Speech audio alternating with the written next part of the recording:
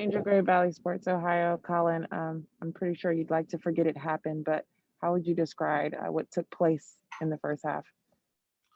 Oh man, it was embarrassing what took place in the first half tonight.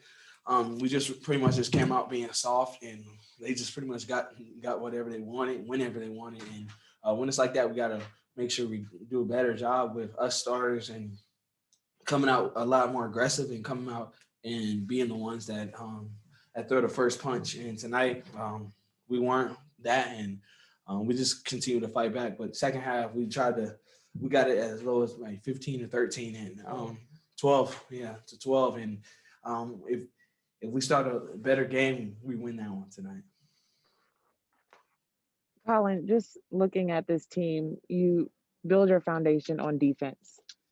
I know they made their first 12 shots of the game, but was that more just they were hot or things that you guys could have done better? And what were those things on the defense? A few of them were because they were hot as well, but as well as mess up rotations on our part and not getting into the ball and letting them dribble and let them be free and getting that rhythm. So a few of them were on us, but a few of them were just they got hot. And once you get hot and you see a few go in, the basket gets a lot bigger. So and they just started hitting. And at the end of the day, like they're really good players on the other end, and we gotta make sure we can't take that for granted. We gotta make sure we respect them, even though they didn't have three of their go-to guys on the court. We gotta respect everyone the same way. No matter who you are on the rotation, the bench, you're in the NBA for a reason. And tonight was that. And just with that being a lesson for you guys, you do have a quick turnaround, so you do play tomorrow. What are some things that you guys want to improve on and want to see done differently coming into that game tomorrow?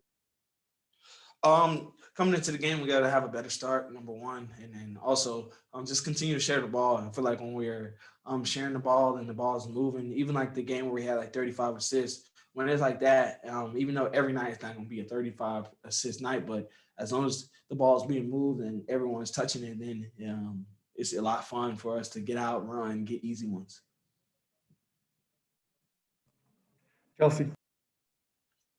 Custer, so the Athletic. Colin, why do you think you guys came out without that, that the lack of grit and the defense and the toughness that you guys preach about?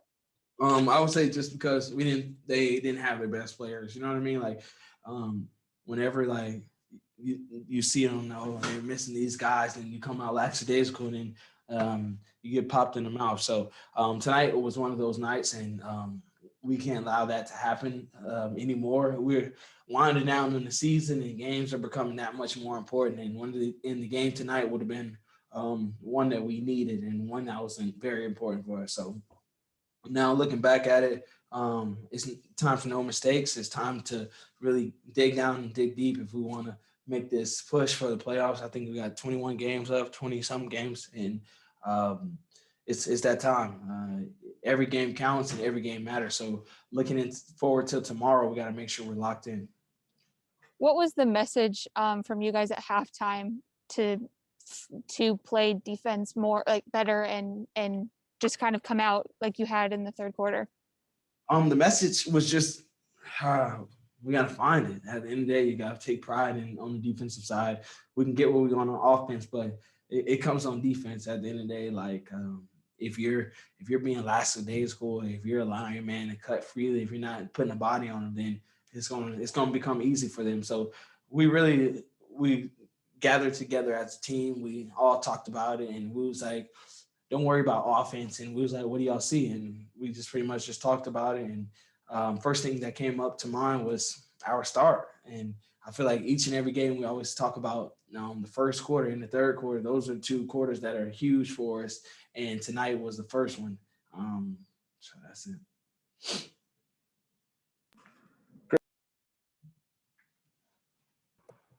Chris Fedor, Cleveland.com. Hey, Colin. Yeah.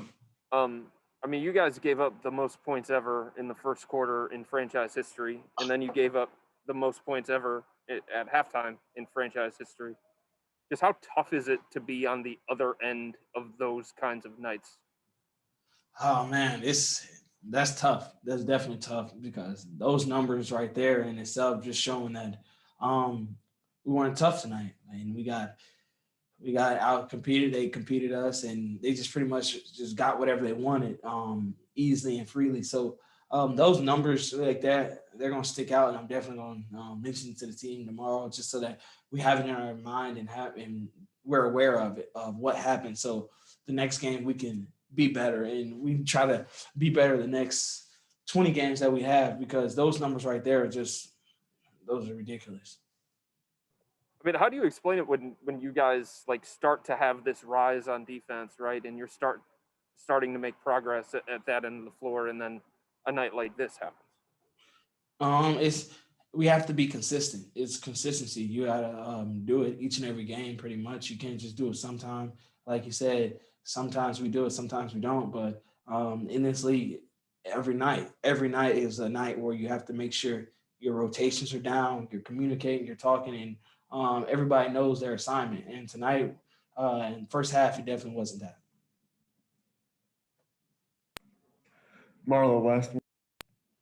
Yeah, Collin, Marla right now, our Akron Beacon Journal. Just one quick thing from me. Why do you think, you guys don't handle success well? I mean, you won 2 big road games, and do you start to like feel, you've turned the corner maybe prematurely? You know what I mean? Like, what do you think it is? I'm not sure what it is, but as a team and as a whole, we understand that we have to do better at that. We can't think 2 games is good. Let's go on a streak where we win 5 or 6. Like those what the good teams do. Those what the playoff teams do. They just go on a streak where they take the 2 games and turn it into 4 to 5 games. And I feel like that's what we have to do if we want to be one of those playoff teams and one of those good teams when it's time to play us. They're like, all right, we got them. We know that they're a tough team and they're going to come out and compete no matter what. So when it's like that, we have to dig down, dig deep, and just not worry about the wins and focus on getting one win at a time. And then you start stringing the wins together, and eventually you look up, you have 4 games in a row that you done won. So we can't look at the wins that we won. We have to look at the ones in front of us and present. Isaiah, just looking at what transpired in the first half, and you're coming off of the bench, what did you see? And when you checked in, what did you want to provide for the team? I think we just didn't have energy. I think that's the biggest thing. I think there's only so much coach can do about getting us prepared. I mean, we have shoot around, we know all the stuff we have to do, but I think at some point it's really on us to bring energy, and that's what I was trying to do, is come in and bring energy. But we can't just do it for 3 quarters. I think that's what we've been doing, or just a half. I think that's what we've been doing the last 2 games. It's just we come in, we're prepared, but then we just don't execute, and then we just don't bring the energy. And just taking this as a learning lesson, right? You have another game tomorrow. What do you want to see? You say the energy, but how does that become consistent with you guys? That's another term that you guys have been saying that you want. So how does that become consistent from this point? I just think just coming out. I think this is on us, just like being ready. I mean, it starts with the first unit, but then also us guys from the bench really have to come in, bring that energy, and if the first unit's doing good, keeping that energy. If they're not doing that good that game, but bring another level. So I think it's really on us, and there's not much coaching wise you can really do on it. It's just we have to play harder for all 48 minutes. And I know coaches just ask a lot of people to, be more vocal leaders. You haven't been here very long, but it seemed like you were a bit vocal for the team today. How have you grown in that area in just a short span with this team? I think, I mean, what I've always said, I played with Tyson Chandler, and I think he was really a big influence of just being a leader, talking. And I think the more I get comfortable, the more I'll do that. And I think just especially today, we really needed energy, and so I was just trying to bring as much as possible.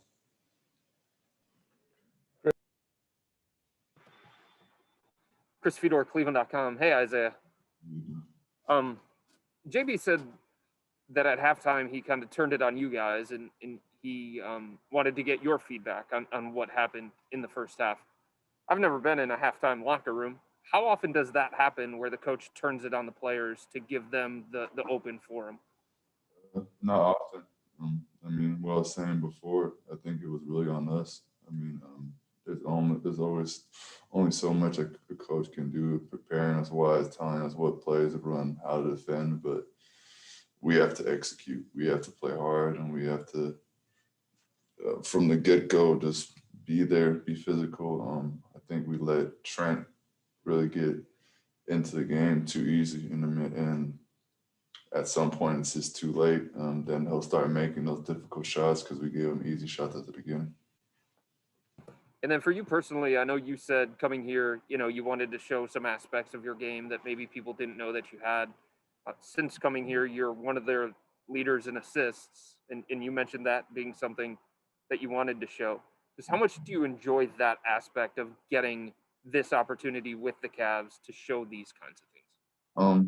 It's been a blessing. I mean, yeah, I would like to win more games, but I think that's also a learning curve for me, just having a bigger role, just finding out what my teammates need to do and what I need to do to help the team. But it's been really fun. I mean, just JB's given me a little bit more freedom. I think I can really pass the ball, and to me, it just helps get the other guys involved, and so that's really important. Thank you. Marlo, last one. Marla right now, our Akron Beacon Journal. Yeah, Isaiah, one more thing kind of on that line. Do you think you've opened some eyes, just with maybe your passing and, some of these things that maybe even, your shooting range? Yeah, I mean, I'm just trying to help the team win.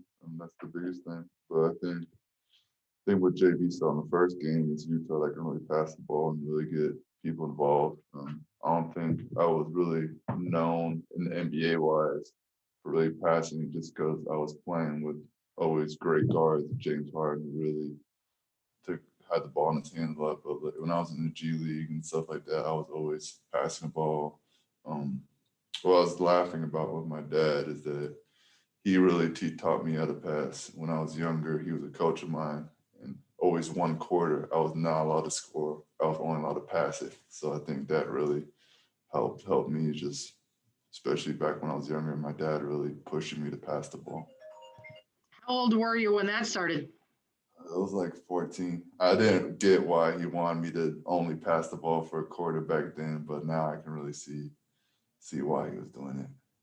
Thank you.